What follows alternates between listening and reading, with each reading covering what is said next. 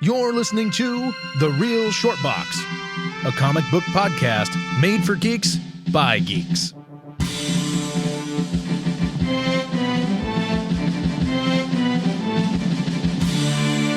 Hello out there in podcast land.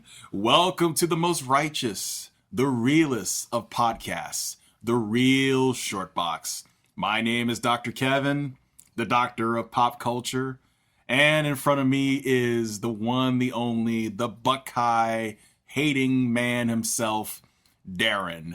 Good day, good day, good day.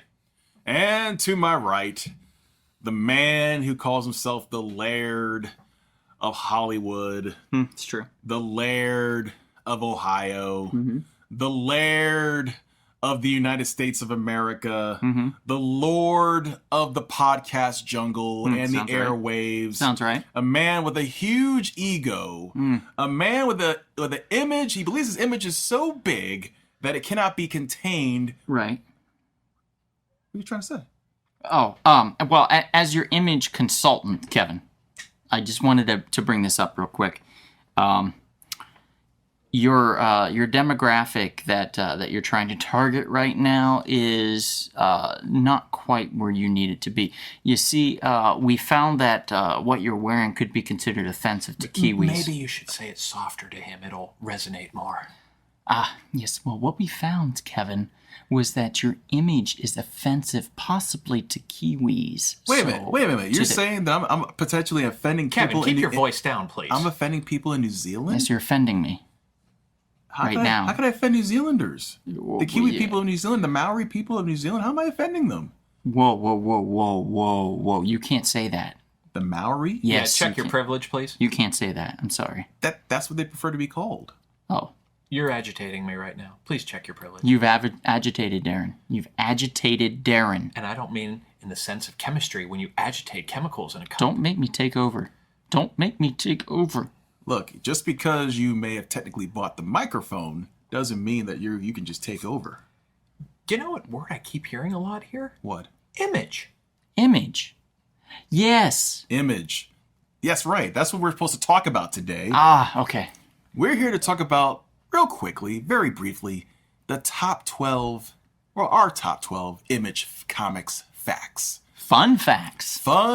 They're so fun. Can I rewind that sentence again, Kevin? You sound like you're having a hard time getting it out. I know the Kiwis are on your mind right now, but maybe you could... This kiwi fruit, which is really good. Goes good with strawberry. That's true. It's really delicious. So why don't you repeat yourself again for the people that want coherence from their podcast? Top 12 fun facts of Image Comics. That was good quality diction as well. Pronounce them their consonants. Whoa. You can't say diction on... Okay, I'm done. Sorry. Never mind. We all love genitalia jokes on The Real Short Box. That's true. Very, very large, very disturbing. I'm going to be mentioning some genitalia, I think, during this podcast, actually. I certainly hope not. Oh, you wait and see, buddy. All right. Well, let's get started and not keep the people waiting. Yeah, let's dive into this Greg Louganis style. Hey, he went to my school. You know that? Really? I don't even know who that is. All right. Gosh, I hate when you do that. All right. Real quick lesson. Remember 1988 Summer Olympics for kids, right? Yeah. You remember that poor, unfortunate diver who busted his head open on the diving board? No. And no one else listening to this podcast knows who that is. Well, no one. Literally no one. I beg to differ. If there's somebody out there that knows who the hell this is without having to look it up, please comment in the comments section he was on a great our podcast. diver. There was a great documentary about him. He was a good guy. Good guy. I mean, it's no Triple Lindy by Rodney Dangerfield and Back to School, but that's exactly it, and that's who I know. There we go. Well, anyway, that's not the Rodney I know. Forgive me for getting off track. Let us start with number 12. Number 12 fun fact about Image Comics is on October 1st, 1994, Wildcats Covert Action Teams was the first Image comic that was turned into a cartoon. It was fun. Yeah, I remember that. It was fun. What did they call them? The Demonites? The hell were they? I think it's like Demonites, something like that. Yeah. They were like an alien race of evil sons of bitches. Followers of Damon, the Damonites. No, what's interesting to me is this only ran like 13 episodes, but do you guys remember a show called Tailspin Disney? Of course. Shere Khan was my boy. I found this in a lot of these earlier series, which is kind of fun. Tailspin only had 30 episodes, but it felt like it ran 5 years of my life. That's true. That's true. So these 13 episodes, they didn't get reruns, just so you know. But yeah, it was kind of a quick series. But, you know, they were just testing out the waters at this time, and I thought it was a pretty good animated series. Mm-hmm. Well said. Let's go on to number 11. Number 11. Following up with what we were talking about with Wildcats, Eric Larson created a character called the Savage Dragon, who then had his own animated series, but it wasn't on the Wildcats was Sunday mornings, if I recall. The Savage Dragon was on the USA Network. Oh yeah. So that ran a little later in the day. Was like on the Cartoon Express. I used to love that when I was a kid. It was a half-hour animated television series aired on Cartoon Express on the USA Network, produced by Universal Cartoon Studios. Ran for 26 episodes, 2 seasons, from 1995 to 1996. Had some great talent behind it, to be honest, as far as like voice acting. Pray tell. Jim Cummings played the Savage Dragon. Now, those that don't know Jim Cummings then don't know Darkwing Duck.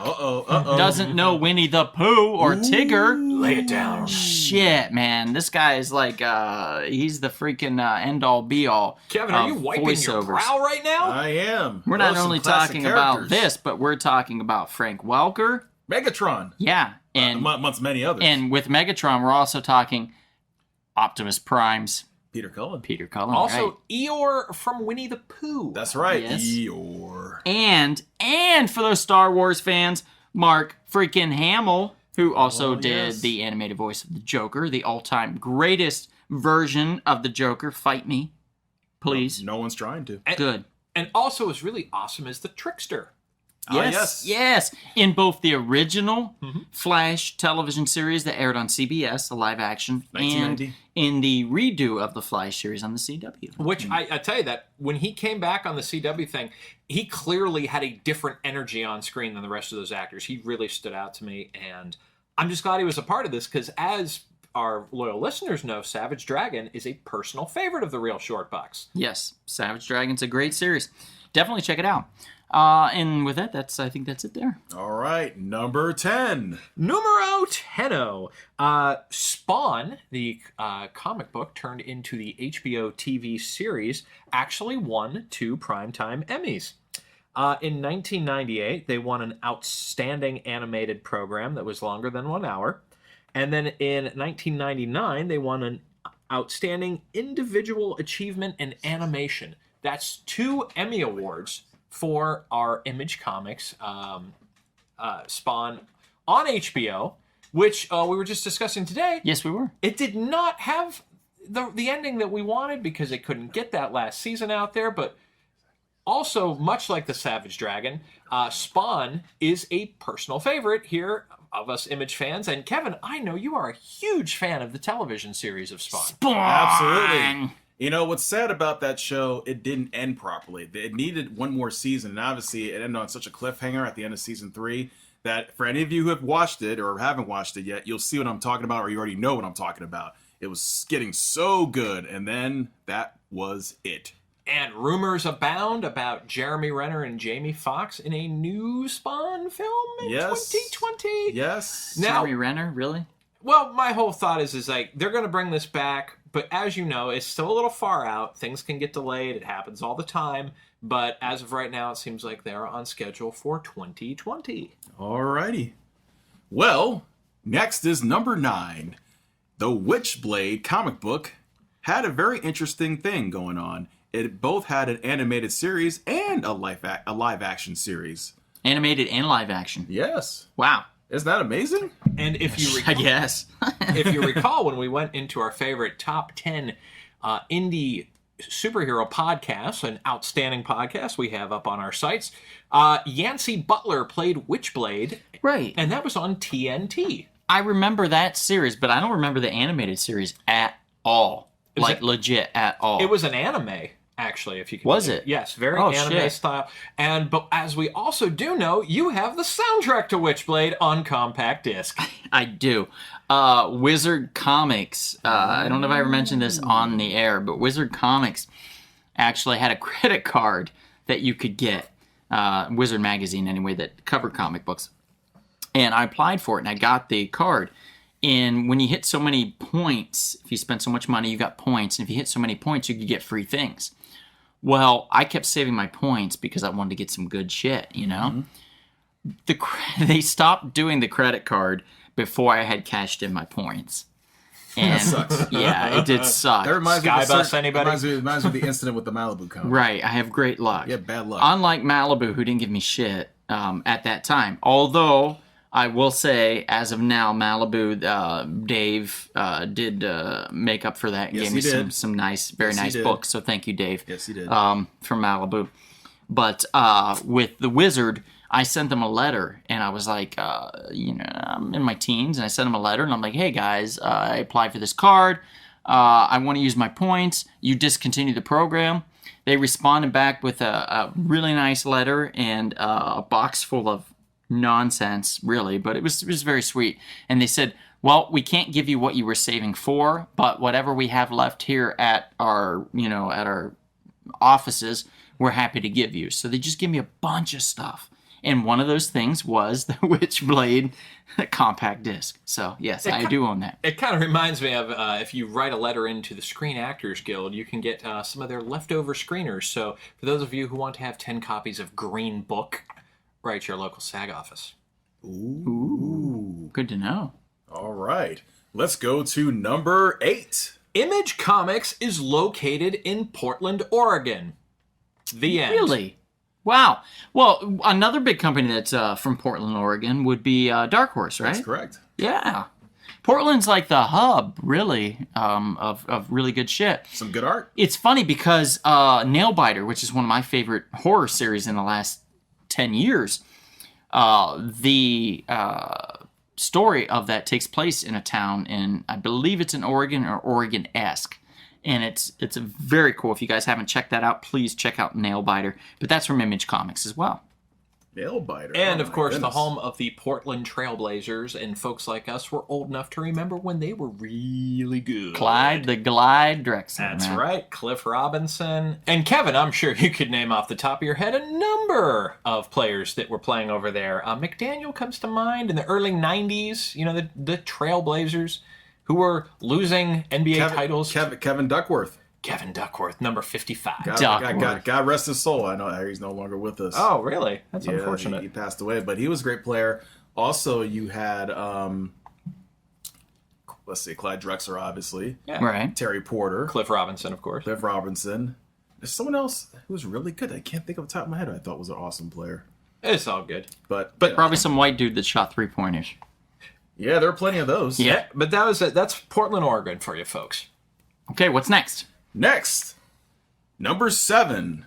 Image Comics was inspired by getting its name through an Andre Agassi commercial when he talked about image. What? Image being everything. So they actually said, Image is everything. We want to be everything. you're right. Now, I'm going to bring up a hypothetical here. Not that it's an important question that needs answered, but is Andre Agassi the most famous Armenian? He's not Armenian. He's Iranian. Is he? Yeah, he's Persian. Are you certain Oh. of that? Yeah, I'm 99. Wow. I'm 90. Matter of fact, I was talking to our buddy no Reza. idea. We were talking about Reza about that, about how like his father or someone knew him growing up out here or something like that. Huh. That was Yeah. a test. I wanted to make sure you knew. Come on now. I know my geography and I know my ethnic groups. Imagine how much he has stored away about comics, folks. Imagine. It's true. Number 6. The comic book through Image called The Max with 2 X's was actually a cartoon series that debuted on April 8th, 1995 on the MTV variety show called Oddities.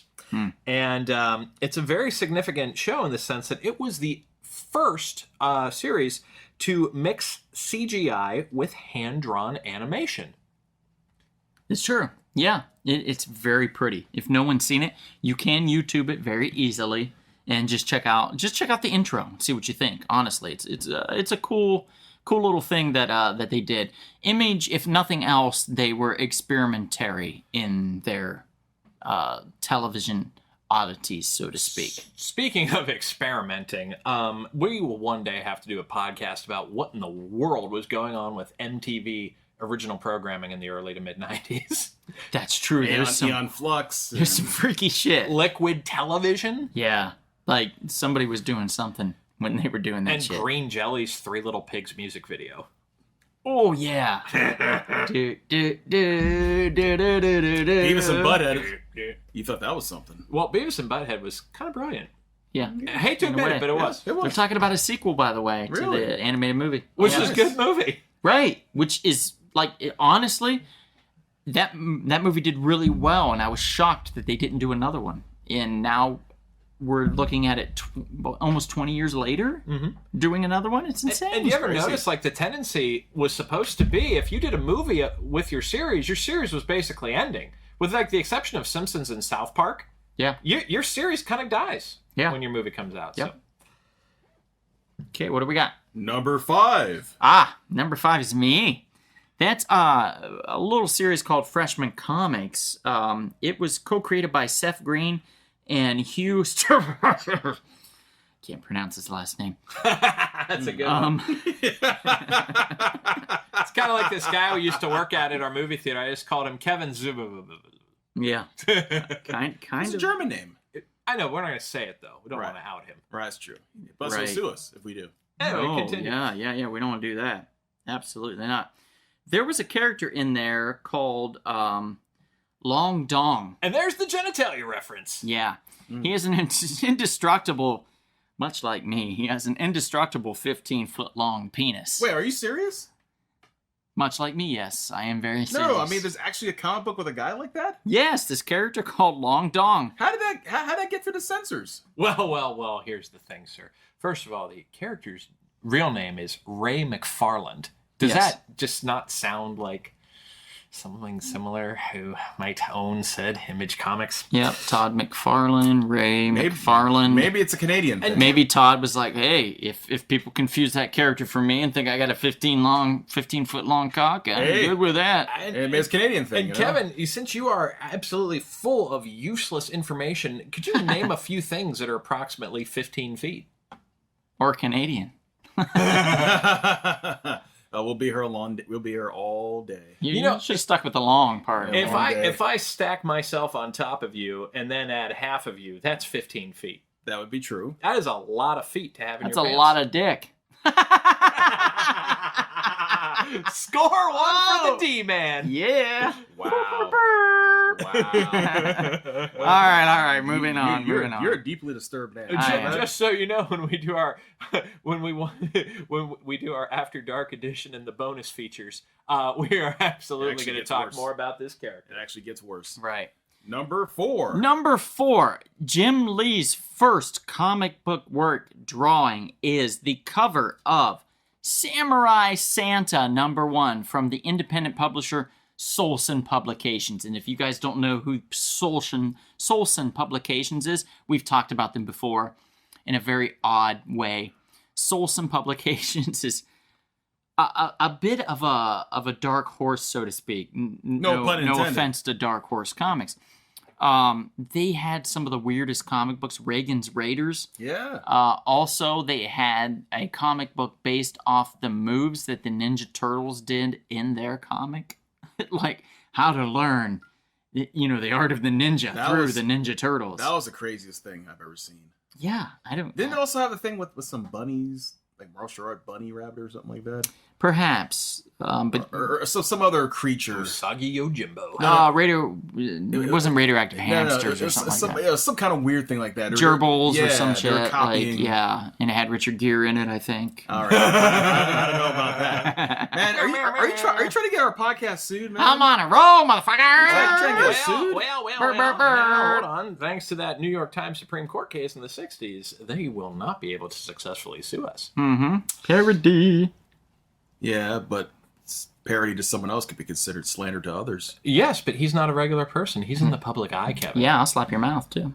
That's right. I didn't even Wow. need You want me to to get do a that? Harvard education. That's slander. Boom. That one. That's slander. Slap your mouth. That's physical slander. Yeah, physical slander. I don't All know what's a right. thing. Let's continue on. All right, what's number 3? Number 3, Todd McFarlane's first work was through Epic Comics, a series called Coyote. That's Epic. Who did Epic Comics, by the way? I believe it was like a little subsidiary, if I'm using the word right. Subsidiary. Yeah, subsidiary I said of that. Marvel Let's Comics, look at it. if I recall. Yes, you're right. Yes. It was a very interesting series. He came on, he did issues 11, like his first artistic work. And if you look at it, you would never think that this was Todd McFarlane, but you can see he was just starting and learning to master the art of penciling. Mm-hmm. The art of penciling. Yeah, you like that? Like how I said that? Yeah. The art of penciling. Because remember, when I was a kid, I used to always wonder why I would say penciler. Like, why are you saying penciler for? I didn't know better. That they actually start with pencils. You know, inkers are just tracers. That's true. Oh, don't say that out loud, Kevin. But hey, nothing wrong with that. Okay. Very sensitive. Sensitive people. Number 2. Number 2. All right, I've got this one. Number 2, the initial issues of Image Comics was actually published under Malibu Comics, which provided administrative, production, distribution, and marketing support for the launch of Image Comics. I didn't know they were under their auspices. Right. Yes. So if it wasn't for Malibu Comics, we wouldn't have Image Comics. And if you listen to our Malibu Comics podcast, you would learn more in-depth information as we interview 2 of the co-creators. And you know, speaking of Malibu Comics, I want to let you guys in on a little story. Just over the weekend, Sunday to be precise, I went up to our buddies Spiro's Heroes comic shop up there in Canoga Park. Canoga Park. Yes, thank you. I had a brain fart. And Elliot, the proprietor of the shop, was like, Donald, I know how much you love Malibu Comics. We've got a couple, like probably 4 or 5 boxes of Malibu in the back. Just go through there, see what you like, grab it, it's yours. And I was like, are you kidding me? He's like, no, don't worry about it. So I went to the back of the shop. By the way, they have over 300 to 500,000 books. They have an insane amount of books. So I'm back there a while, and I'm picking through all these Malibu comics. I'm getting Malibu Sun, I'm getting Protectors, I'm getting Ferret, all these things that I never really read so much.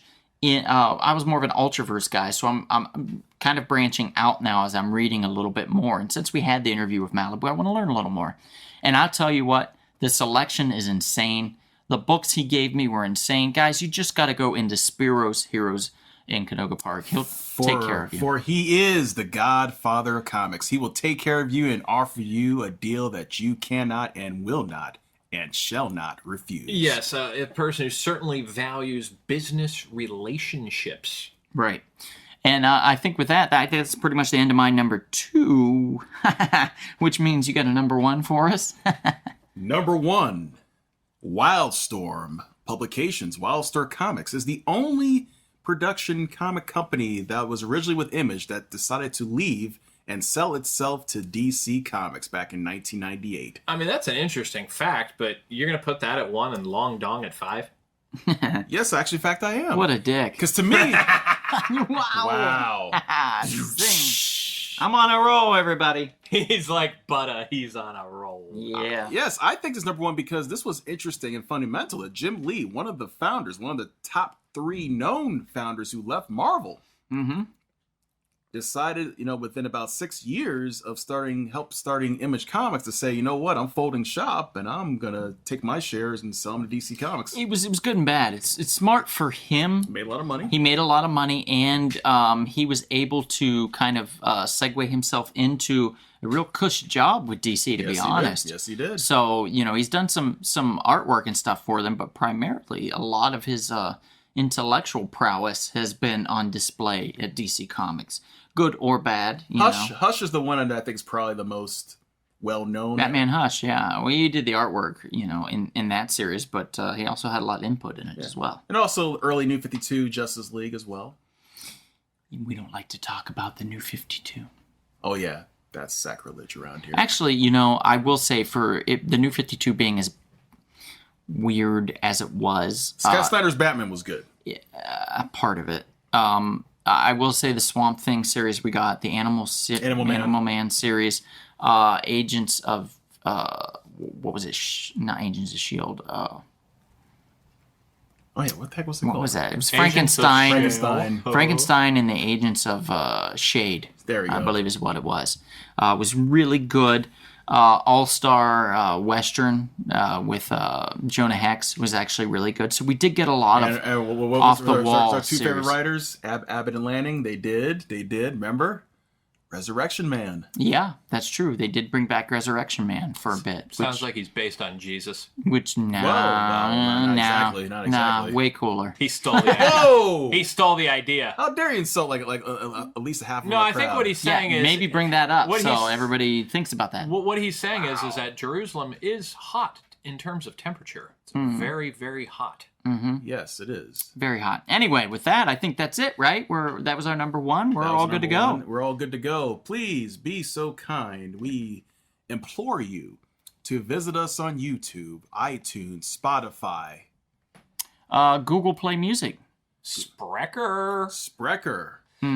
You know, We get about 1 view every month on Sprecher, so please try that. and get if us you, to 10. and if y'all make Or 2. make enough comments here, we will also assist you with your fantasy football team. I'll punch Kevin in the face. Please be aware that the comments that are made in this podcast do not reflect the views or opinions of the Real Short Box. Isn't it kind of funny though how they get to listen to this for free, but we have many avenues to help them make money. Right, and I actually get paid by both these guys to be here. Yeah, so you wish. Anyway, with that, thank you for coming out. I'm Donald, I'm Kevin. And Darren. and we'll see you. At the comic shop. This has been The Real Short Box. We'll see you at the comic shop. Thanks for listening.